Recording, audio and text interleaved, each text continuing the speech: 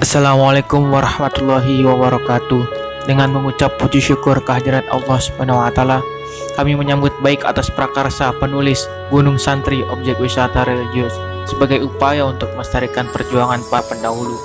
Semoga dari video ini dapat memberikan semangat juang para generasi penerus bangsa sekaligus dapat diambil manfaatnya.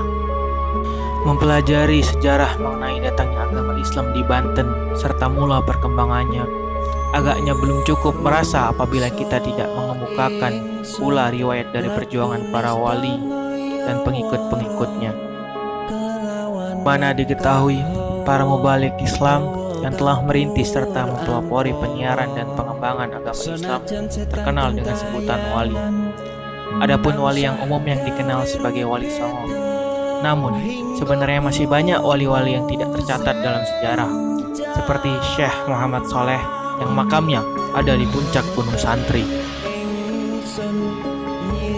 Gunung Santri merupakan salah satu bukit dan sekaligus nama kampung yang ada di Desa Bojonegara, Kecamatan Bojonegara, Kabupaten Serang.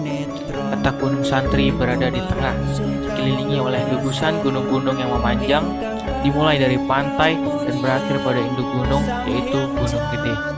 Di sana dapat disaksikan pemandangan alam yang hijau berjejeran.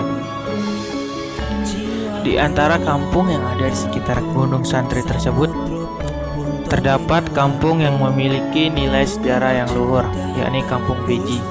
Disebut memiliki kesejarahan karena di sini lahir para pejuang yang turut andil dalam perjuangan bangsa, negara, dan agama di bumi pertiwi ini. Berawal dari perjuangan Sunan Ampel atau Raden Ahmad yang pernah merencanakan berdirinya kerajaan Islam dengan dibuktikan atas berdirinya kerajaan baru di Demak, sekaligus berdirinya Masjid Agung Demak pada tahun 1479. Beliau juga mendirikan pondok pesantren sebagai sarana pengembelengan para kader yang kelak melanjutkan perjuangannya. Salah satu kader atau santri Sunan Ampel adalah Syekh Muhammad Sholeh. Syekh Muhammad Sholeh yang dikenal juga sebagai Cili Korek diangkat sebagai pengawal dan sekaligus penasihat Sultan Maulana Hasanuddin, di mana waktu itu Sultan Maulana Hasanuddin dikenal sebagai Sultan pertama di Banten. Pada saat penyiaran agama Islam di Banten yang dilaksanakan, Sultan Maulana Hasanuddin mendapat tantangan dari kerajaan Sunda Pajajaran di bawah pimpinan Pucuk Umun. Karena berhasil menyebarkan agama Islam di Banten sampai bagian selatan Gunung Pulosari atau Gunung Karang dan Pulau Panaitan ujung kulon, Prabu Pucuk Umun pun menantang Maulana Hasanuddin untuk bertarung dengan cara mengadu ayam jago, dan sebagai taruhannya, jika kalah akan dipotong lehernya. Tantangan Prabu Pucuk Umun lalu diterima oleh Maulana Hasanuddin. Setelah Maulana Hasanuddin bermusyawarah dengan pengawalnya Syekh Muhammad Sholeh, akhirnya disepakati yang akan bertarung melawan Prabu Pucuk Umun adalah Syekh Muhammad Sholeh yang bisa menyerupai bentuk ayam jago seperti halnya ayam jago biasa. Hal ini terjadi karena kekuasaan oleh Allah Subhanahu wa taala. Pertarungan dua ayam jago tersebut berlangsung seru. Namun akhirnya ayam jago milik Maulana Hasanuddin yang memenangkan pertarungan dan membawa ayam jago tersebut ke rumahnya. Ayam jago tersebut berubah menjadi sosok Syekh Muhammad Sholeh kembalinya di rumah Sultan Maulana Hasanuddin. Akibat kekalahan dari adu ayam jago tersebut, Prabu Pucuk Umun pun tidak terima dan mengajak berperang Sultan Maulana Hasanuddin. Namun akhirnya pasukan Prabu Pucuk Umun pun dapat dikalahkan dalam peperangan dan mundur ke selatan bersembunyi di pedalaman Rangkas yang sekarang dikenal sebagai suku Baduy.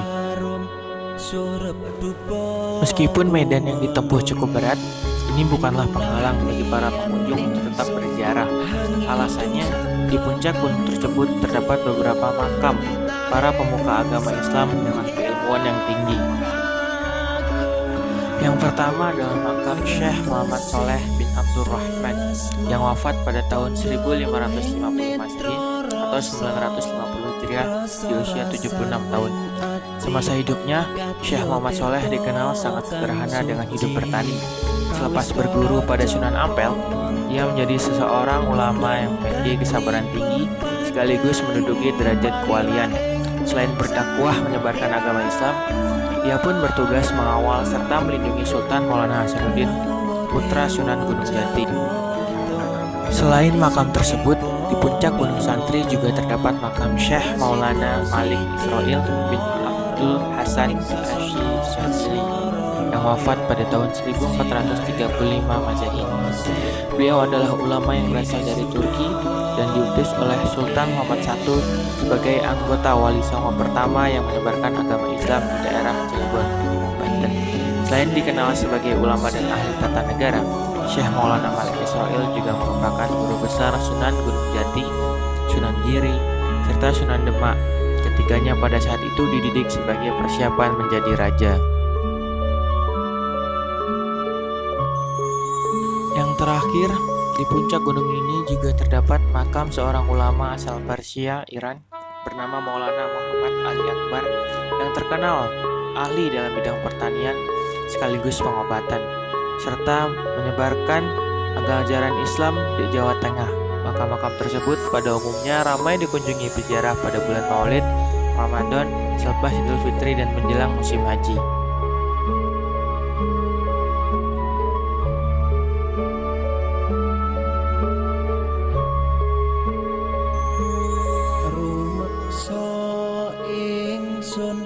Lakune stangaya wara kelawan mekak hawa kang dur angkara senajan setan kentayangan tansah gawe